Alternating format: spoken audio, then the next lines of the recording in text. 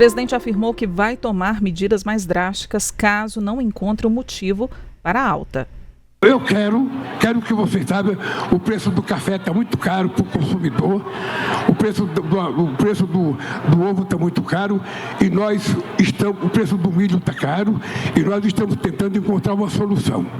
A gente não quer brigar com ninguém, a gente quer encontrar uma solução pacífica, sem nada. Mas se a gente não encontrar, a gente vai ter que tomar atitudes mais drásticas, porque o que interessa é levar a comida barata para a mesa do povo brasileiro. E ela pode ser barata pagando o preço justo para o produtor. A gente acha que o produtor também tem o direito de ganhar o dinheiro. A gente não quer que o produtor tenha prejuízo. A gente quer também que ele ganhe. O que nós precisamos é saber que tem atravessador no meio. Entre o produtor e o consumidor deve ter o muito. Tem muita gente que mete o dedo no meio da gente. Sabe, e nós vamos descobrir quem é o responsável por isso. A gente conversa agora com o professor de Ciências Contábeis da Estácio BH, diretor do Campus Floresta, Alisson Batista. Professor, muito obrigada pela participação. Já percebeu que o assunto está movimentando e mobilizando, né, todos os nossos espectadores, na verdade toda a população, né, de uma forma geral, está todo mundo bem ansioso, né, para ver os preços caírem e para ver a economia de uma forma mais estável, né, professor?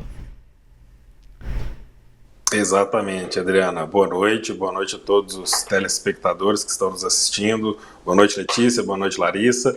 E, de fato, né, quando pesa na mesa do cidadão, todos querem entender como que essas medidas elas vão acontecer, né? Então, de certa forma, gera ali um movimento no mercado. A gente tem várias alterações que transmitem, de fato, né, um impacto que acontece de imediato e outras ações, né, que elas demoram mais para acontecer. Então, seja por receio, né, dos principais varejistas e atacadistas em ficar com algum produto parado na prateleira, né, em virtude aí do desconto para os produtos futuros e também, né, recebendo aí novos produtos. Então, a gente pode observar também que a carteira de produtos ela visa impactar diretamente no contexto da inflação, né? Então diminuindo o café, diminuindo aí itens, né, como proteínas que podem ser alternativas, né, como a própria sardinha ou outros peixes. Então a própria carne bovina também está no portfólio para alguns cortes aí no curto prazo. Então a gente vai conseguir ver, né, esse impacto aí e vai favorecer bastante a vida dos brasileiros. É importante a gente reiterar que essas medidas elas não são permanentes, né? Então o governo federal ele entende que todo corte ele gera um acúmulo menor de impostos, né? E isso aí vai impactar também em outras métricas no futuro. Então, eles querem uma ação para impactar melhor nesse início de ano, que a gente já tem tantas outras despesas e por esse motivo, né, dá uma folga aí para a mesa do cidadão. Agora, professor, que leitura que a gente pode fazer do resultado hoje do PIB diante desse momento que a gente está vivendo? Foi um resultado bom, a gente viu o governo comemorando. Quais são as projeções agora para 2025? Eu queria que o senhor explicasse, porque quando a gente fala o PIB teve uma desaceleração, isso está muito longe, né, do vocabulário do nosso, do dia a dia. Mas, em linhas gerais, como que a gente pode traduzir isso para a nossa audiência? E, professor, eu só queria acrescentar também, porque teve esse resultado positivo, mas por que no dia a dia as pessoas não percebem isso na economia?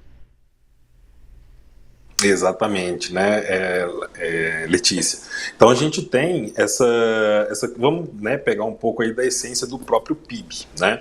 O PIB, ele não é somente a receita que uma nação gera, como também os gastos que essa nação faz.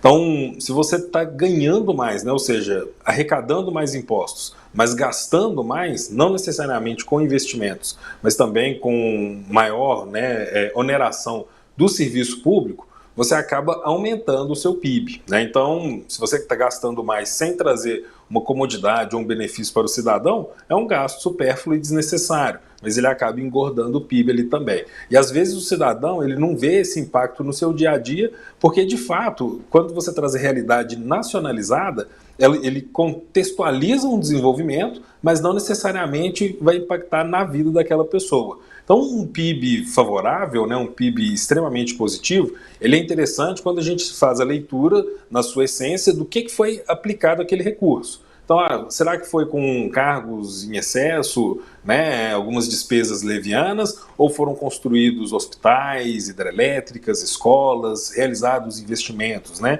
Pavimentou-se estradas, trouxe melhor infraestrutura, adquiriu equipamentos médicos e assim consecutivamente. Então, o PIB ele é formado pelo gasto público e também pelo que, né, é produzido numa nação. Nesse contexto, se a nação produz mais, o nosso PIB também vai aumentar. A gente vê, né, uma projeção para 2025 de 2,3, então isso aí é a taxa anual, né, face 3,4 do ano passado, né, então já é uma retração.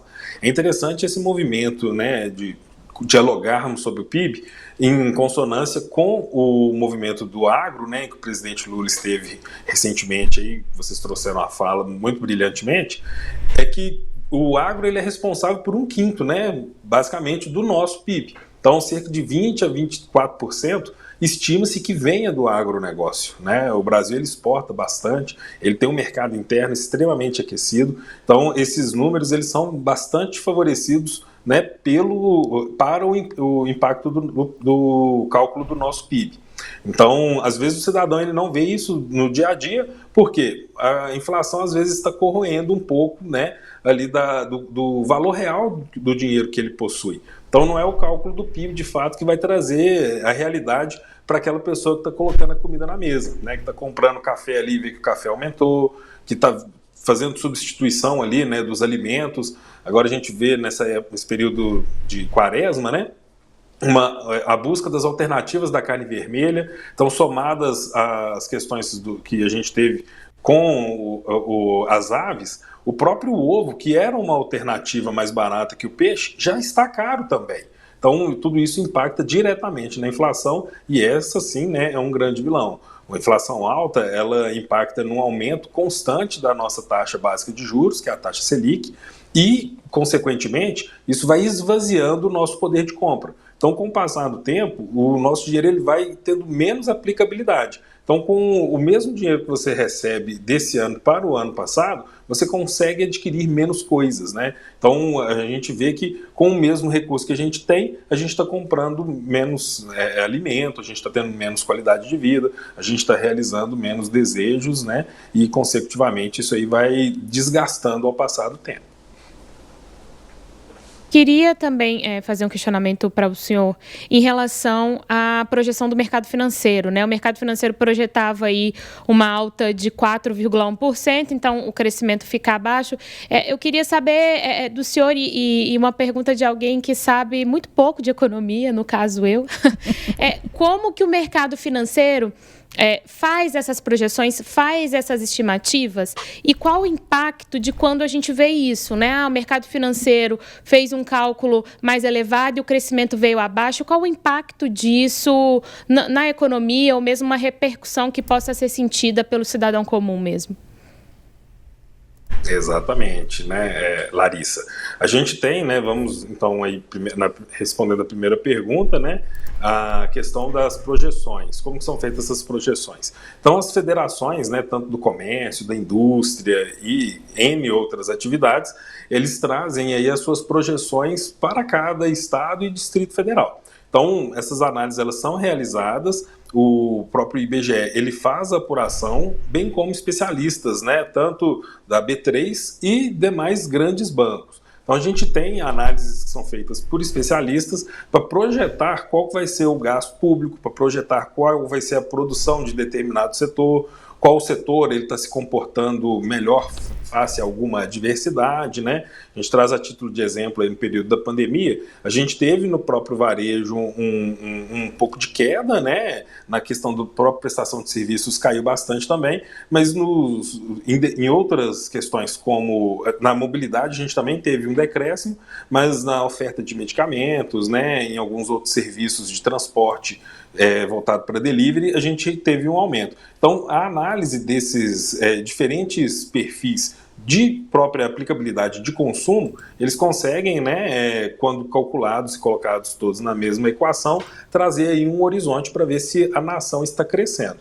Então, nesse quesito, né, significa que, em tese, a nossa produção nacional ela vai crescer menos que 2024. Então, a gente tem uma postura mais retraída e isso é um fato. A nossa inflação está alta, a gente finalizou 2024 com aumentos constantes da nossa taxa básica de juros, isso para conter ainda mais a inflação. Se não são realizadas essas medidas, as pessoas elas continuam gastando, né? Então, se o cartão de crédito não tem um juro maior, você vai aceitar pagar essa taxa de juros para continuar consumindo. Idem para o cheque especial, financiamento de veículos, financiamento de imóveis e etc.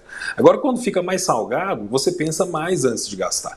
Então, por isso que a gente tem o aumento constante da taxa Selic, né? O próprio Copom já sinalizou que a próxima reunião tem uma grande tendência de aumento e, com isso, é para frear um pouco do consumo. O consumo desenfreado, ele acaba levando ao aumento constante dos preços aí. Pois é, professor. Não sei se responde as suas perguntas. Respondeu, Lari? Certeza, claramente. Professor, eu queria aproveitá-lo também para tentar nos explicar ou analisar, né, o que disse também o presidente. Ele disse hoje que o Brasil está aberto para receber produtos de outros países. Não é mais racional, vamos dizer assim, ou não seria... É difícil a gente falar mais fácil, mais difícil, né? Porque tudo é muito delicado. Mas eu fiquei pensando, quando o presidente disse isso, não seria melhor incentivar a produção, né? Tentar viabilizar mais produção aqui no Brasil do que trazer esses produtos de fora? Porque é mais custo, né? Importar coisa de fora e não valorizar o que nós temos aqui de melhor, né? Com certeza, né? Você fomentar o produto interno e favorecê-lo, né, com práticas melhores, taxas mais atrativas, né? É um pouco até do que o presidente Trump tem feito, né, em algumas das suas questões com o próprio tarifaço lá, de priorizar os Estados Unidos face a outras nações, né? Então, o Brasil ele sempre foi bastante diplomático, né? E alguns produtos, de fato, a gente tem um grande favorecimento da importação. E quando a gente tem alguns desses produtos que eles vão impactar na produção de outros alimentos, isso aí você impacta diretamente na cadeia, né? E é algo, às vezes, Adriana, que falta na mesa do brasileiro, né? E você permitindo que ele tenha acesso a esse bem, também favorece um pouco da imagem do governo. Trazer o exemplo do azeite, né? A gente teve uma alta no azeite de mais de 40%. Obviamente, são questões ambientais, não são só mercadológicas, né?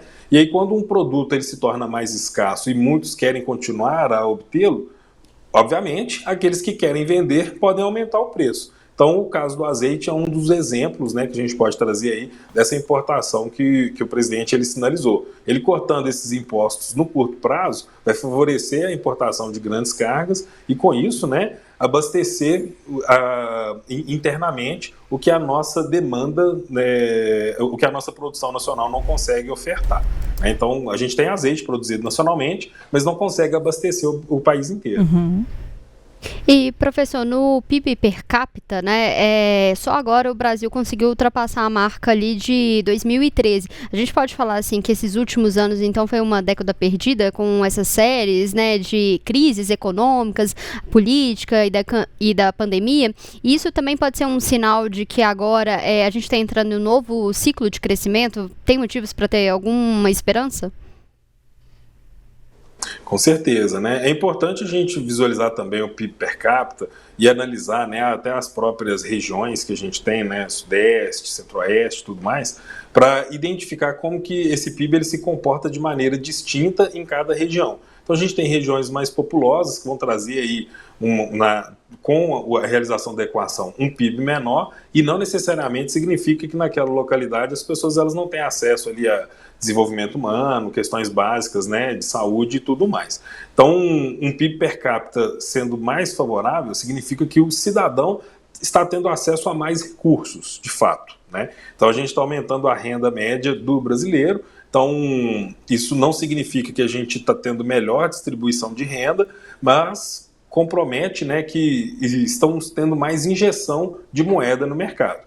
Então, a análise do PIB per capita, ela traz esse horizonte e é interessante, né, a gente ver como que ele está se comportando. Mesmo com uma retração, né, do ano anterior para esse ano, a gente tem uma positividade aí no dinheiro na mão das pessoas, né? Então, seja com recursos extra que estão sendo aplicados, né, como liberação de recursos do FGTS, né, liberação de recursos adicionais para os cidadãos, como programas, né, que trazem benefícios, né, a gente traz aí Bolsa Família, Pé de Meia, outros programas que jogam mais dinheiro no mercado, e além disso, né, os favorecimentos do acesso ao crédito. Então, tudo isso aí permite com que a gente tenha mais dinheiro na mão de cada cidadão, que aí eles optam, né, como que eles vão fazer aí melhor as suas escolhas de compra.